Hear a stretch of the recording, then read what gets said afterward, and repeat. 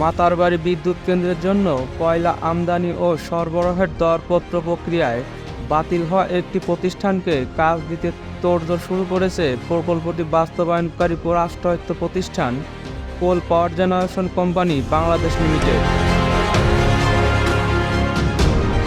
সম্প্রতি এই দরপত্র প্রক্রিয়ার স্বচ্ছতা নিয়ে প্রশ্ন তুলে প্রধানমন্ত্রীর কার্যালয়ে অভিযোগ জমা দিয়েছে দরপত্রে অংশ নেওয়া একটি আন্তর্জাতিক কনসোর্টিয়াম। গত বৃহস্পতিবার প্রধানমন্ত্রীর কার্যালয়ের মুখ্য সচিব বরাবর পাঠানো চিঠিতে বলা হয়, দরপত্রে অংশ নেওয়া 4টি কনসোর্টিয়ামের আর্থিক প্রস্তাবনা মূল্যায়ন না করেই সবাইকে বাতিল ঘোষণা করা হয়।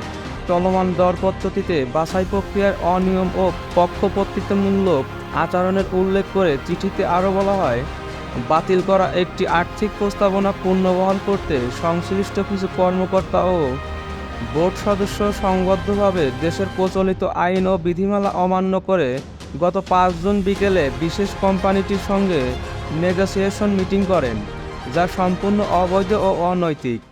কম্প্যাক্ট ভ্যাট সিস্টেম ডেভেলপমেন্ট, দ্রব্যমূল্য হ্রাস ও ভবিষ্যৎ ভ্যাট দায়মুক্ত থাকার মূলমন্ত্র।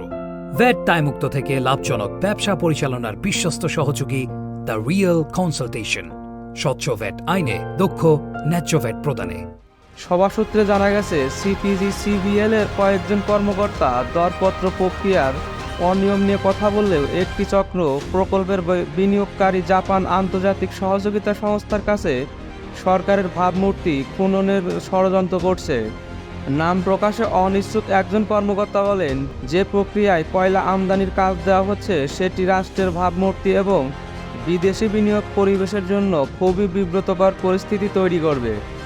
এই নেগোসিয়েশনের মাধ্যমে ব্যক্তিগতভাবে লাভবান হতে বাতিল করা কোম্পানিকে কাজ দেওয়ার পায়তারা চলছে।